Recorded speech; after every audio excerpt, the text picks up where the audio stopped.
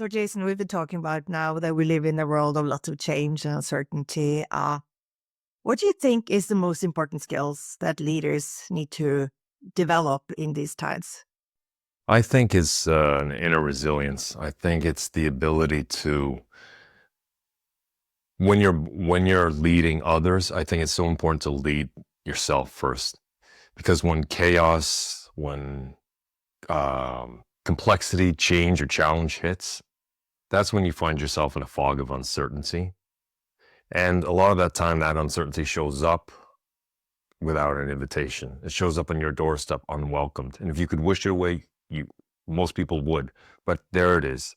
You have to face the storm. And I think to to be able to weather a storm, I think you need to find not just resilience, but you need to find a sense of stability within yourself. And I think that has to do where you invest your attention. Attention is the major thing that the brain uses. It uses the most energy. But a lot of the time, our attention is diffuse. It focuses on things that don't really help us. And that's not to blame the individual. I think it's to understand that the brain is an organ like anything else. The heart pumps blood, the lungs pump oxygen. Well, the brain pumps survival. And because of certain wetware programming, evolutionary programming, such as the negativity bias, there's a number of things, but to keep this simple, we tend to focus on the dangers, the threats to life and limb. And when we are faced with uncertainty, complexity, that's where the brain goes. And so there needs to be some level of discipline to be able to invest that attention where you need to invest it. I'm not talking about positive thinking. I'm not having positive thoughts because sometimes you're in a bad situation. Any way you cut that situation, it's a tough situation. It's about constructive thinking. And it's not filling yourself with positive thoughts, but sometimes it's where you focus your attention. What do you control? What are the actual facts? Are you speculating or are you strategizing?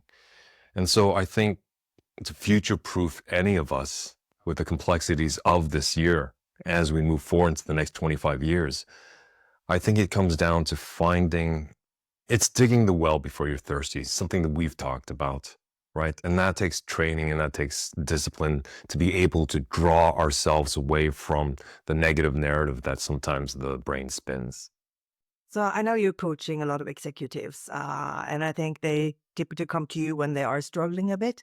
What is your advice to them if they feel a bit lost and they're not able to kind of do that strategizing or constructive thinking? Well, there's a number. It comes down to a lot of is understanding there's a human operating system, and simply that's our thinking drives our feeling, which drives our doing. So from head to heart to hand, and that narrative is where we sometimes need to start, is to understand what is my brain telling me, because a lot of times, Annicken, we believe everything the brain says to us, and a lot of the times it's an unrealistic, irrational fear that we believe, and thus that triggers an emotion. So I think that leaders need to be able to understand what the narrative is, or any of us, any human being, understand what's the narrative running through our heads. And so part of that comes down to emotional regulation. One of the skills that really helps sometimes is to change the language. So it's to talk to yourself in the third person, right? So when you find yourself struggling, you can create some sort of cognitive distance from your emotions. And what that does, what study after study shows is that if I talk to myself in the third person, for example, all right, Jason, you're going to get through this, but this is a tough road. What is the first step you're going to focus on, Jason? So I'm using my name to myself. What that does, it gives me a third person perspective. Like we are so good at giving advice to other people. Why? We're not in their storm, right? We have that objective distance to help them out of that subjective storm. Well, sometimes we don't have anyone else to talk to, and we need to find that discipline within ourselves. And one of those ways for emotional regulation, Annicken, is to talk to ourselves in the third person. But it's also where we focus our attention. So I don't always want to focus on the outcome. Too many of us go to the outcome and we judge our value based on that outcome. But as we know, there's so many variables in play, especially when we're talking about complexity, change, or challenge, that we don't even see those variables. And when those variables hit us, it's going to change the outcome. So I think, as we say, It's about killing your darlings. Don't get so invested in one solution. Think about a permutation of different solutions that may follow. And when you're thinking about your emotional regulation, when you're thinking about actions, focus on your efforts. I always tell my clients, focus 20% on the direction and orientation, just to look up. Make sure you're headed in the general cardinal direction. But then you want to focus a lot of your energy on the tactical to get you towards your strategy. And that is on effort and action, because that's something I can control. If I don't have that energy today, then I can say to myself, okay, you know what, Jay? You have 65% energy. Yeah, that's okay. Tomorrow, maybe I'm much more energized and I put in 95%. And I think a lot of these kind of skills, and there's scores of them, right? And again, it's not about positive thinking, but it's about redirecting and investing our attention and asking ourselves constructive questions to help us with emotional regulation and controlling the narrative. Don't you think positive thinking also helps? What I usually do for myself in situations that are challenging, I kind of always try to look from it from a solution oriented place. So what can I do something about? How can I influence the situation? So typically there's so many things outside our control. There's so many things that thrown at us from all kind of angle. And then I just think, okay, what can I influence in this and what can I not? And try to think positively on what actually is within my control. It's depending on the vernacular people want to use the terminology, but I think it's whether you call a rose is a rose, right? Regardless of what you call it, and whether we call it positive or constructive thinking, it's what works for that person.